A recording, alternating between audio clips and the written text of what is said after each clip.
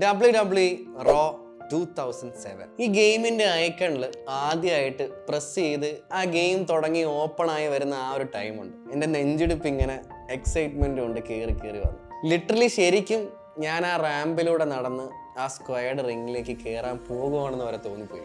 എനിക്ക് ആ simple ഗ്രാഫിക്സിലും exaggerated മൂവ്സിലും റിങ്ങിനകത്ത് ഉണ്ടാവുന്ന ഓരോ ഖവോസിലും ഒക്കെ ഒരു വല്ലാത്ത കൈൻഡ് ഓഫ് ഹാപ്പിനെസ് ഞാൻ കണ്ടെത്തി. It Vasan just A game, it was pure magic.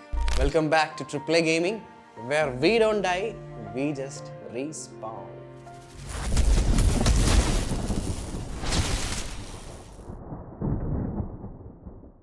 അതിനു മുന്നെയൊക്കെ റെസ്ലിംഗ് ഗെയിംസ് ഭയങ്കര സിമ്പിളായിരുന്നു.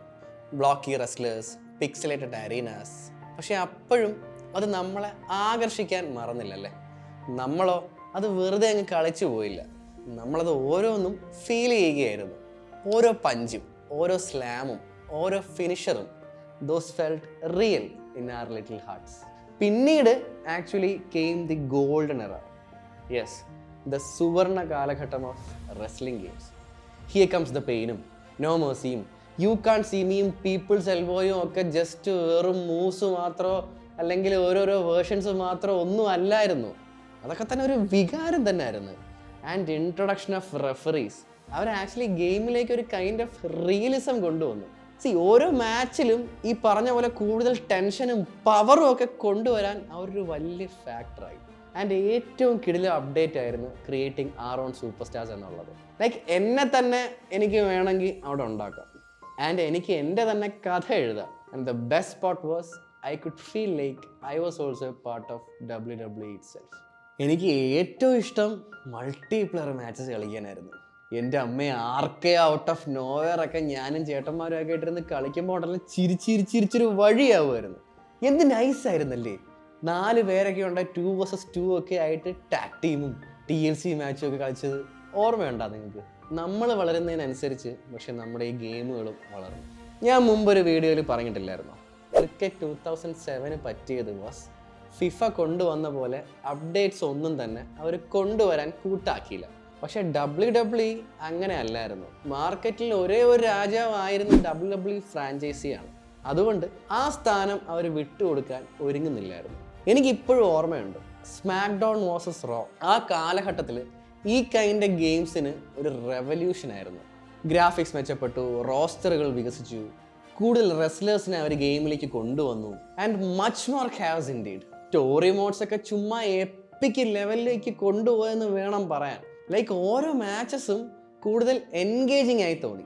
And yes guys, WWE 2K14 കൊണ്ടുവന്ന 30 years ഓഫ് റെസ്ൽമേനിയ എന്ന് പറഞ്ഞൊരു സംഭവത്തിനെ പരാമർശിക്കാതെ നമുക്ക് പോകാൻ പറ്റൂല.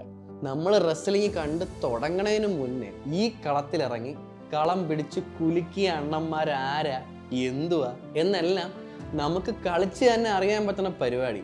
ആൻഡ്രേ ദ ജയന്റും അൾട്ടിമേറ്റ് വാറിയറും ഹൾക്ക് ഹോഗനും ഈ ലെജൻസ് ഒക്കെ റിയൽ ലൈഫിൽ തകർത്താടിയ ആ ഗോൾഡൻ എറ ഓഫ് റെസ്ലിംഗ് നമുക്ക് റീലിവ് ചെയ്യാൻ ആക്ച്വലി നമുക്കൊരു അവസരം കിട്ടുമായിരുന്നു. ആൻഡ് ഇതിൻ്റെയൊക്കെ കൂടെ തന്നെ back stage fighting, cage matches, hell in a cell, royal rumble, അതൊക്കെ തന്നെ റിയൽ സാധനത്തിനോട് അതേപോലെ കളിക്കാൻ പറ്റണ പോലെ യവന്മാർ പടച്ചു വെച്ച് ഗെയിമിൽ. ആൻഡ് ഫിഫയിൽ ലീ ഡിക്സണും ആൻഡി ടൗൺസെൻഡും ഒക്കെ ഉള്ള പോലെ തന്നെ ഇതിലും ദ റിയൽ നെയിംസ് അവരവരുടെ ശബ്ദം ഉൾപ്പെടെ ഉപയോഗിച്ചു. ജെറി ദ കിങ് ലോയറും ജിം റോസും ഒക്കെ ആയിട്ട് ലൈക്ക് ശരിക്കും നമ്മൾ റിയൽ മാച്ചിൻ്റെ ബ്രോഡ്കാസ്റ്റ് കാണുന്ന പോലെ ഒരു ഫീല് നമുക്ക് തരാൻ ഗെയിമുകൾക്കും ആസ് വെൽ ആസ് ക്രിയേറ്റേഴ്സിനും സാധിച്ചു. ആൻഡ് നമ്മുടെ ഈ മോസ്റ്റ് മോഡേൺ കാലഘട്ടത്തിലേക്ക് കടക്കുകയാണെങ്കിൽ let's take WWE 2K25. Realistic moves, life like arenas, and even referees kind of feels so live. ഓരോ സ്ലാമും ഓരോ സുപ്ലക്സും ഓരോ ചാമ്പ്യൻഷിപ്പ് വിക്ടറിയും ഒക്കെ feels very monumental. Story modes ഒക്കെ ചുമ്മാ തീ കണക്ക് സിനിമാറ്റിക് ആണ്. നമ്മളൊന്നും ചിന്തിക്കാത്ത രീതിയിലായിരിക്കും യവന്മാർ ഡ്രാമ കൊണ്ടുവരണം ഗെയിം പ്ലെയറെ ഇടയിൽ. ബട്ട് എല്ലാം brings us back to the same point. അതാണ് ഞാൻ പറഞ്ഞു വന്നത് ആദ്യമേ. നമ്മൾ വളർന്നു, WWE വളർന്നു. എന്നിട്ടും ഇത്രയും കാലം കഴിഞ്ഞിട്ട് ആദ്യമായിട്ട് ആ സ്റ്റാർട്ട് ചെയ്തപ്പോഴുണ്ടായിരുന്ന അതേ ആവേശം തന്നെ നമുക്ക് ഇപ്പോഴും നിലനിന്ന് പോകുന്നു അല്ലേ. അപ്പോൾ അടുത്ത തവണ WWE കളിക്കാനായിട്ട് ആ കൺസോൾ കയ്യിലേക്ക് എടുക്കുമ്പോൾ നിങ്ങൾ ജസ്റ്റ് ചുമ്മാ അങ്ങ് റെസ്ൽ ചെയ്യുമൊന്നുമല്ല, നിങ്ങൾ ആക്ച്വലി പതിറ്റാണ്ടുകളുടെ ചരിത്രം, ഓരോ എപ്പിക് റെസ്ൽമേനിയ മൊമെൻറ്റും, ഓരോ സ്റ്റോറി മോഡിലെ ഓരോ അതിമാരക ട്വിസ്റ്റ്, ഓരോ കായോട്ടിക് മാച്ചസ്, നമ്മുടെ ഉള്ളിലെ ആ കൊച്ചുകുട്ടിയില്ലേ പണ്ട് ഹൈ എൻഡ് സ്പെക്കിൽ ഒത്തിരി ഗെയിംസ് കളിക്കാൻ ആഗ്രഹിച്ച ആ കൊച്ചുകുട്ടി, ഇതെല്ലാം അവനെ സന്തോഷിപ്പിച്ചുകൊണ്ട് ഇരിക്കുകയാണ്. അപ്പോൾ അത്രയേ ഉള്ളൂ.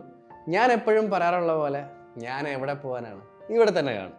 Because we are gamers. നമ്മൾ അങ്ങനെ എങ്ങനെയും ചാവില്ലല്ലോ. We just റീസ്പാട്ട്.